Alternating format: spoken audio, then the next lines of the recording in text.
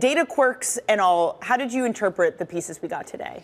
Well, some of it distorted by the government shutdown, and some of it maybe people running out of gas at the end of the year in terms of the spending numbers. The inflation numbers affected by various categories in CPI and PPI, but remember, these are December inflation numbers.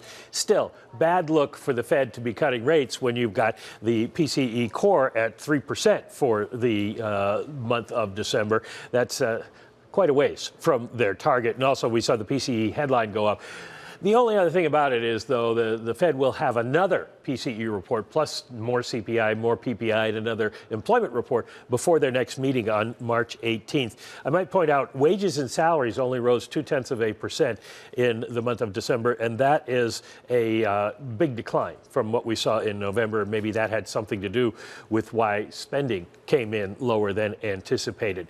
The number getting, of course, all of the headlines is GDP, because it came in significantly lower than anticipated at 1.4%. Consumption fell off, and we see that reflected in those spending numbers. Business spending did rise, most of that for software and intellectual property.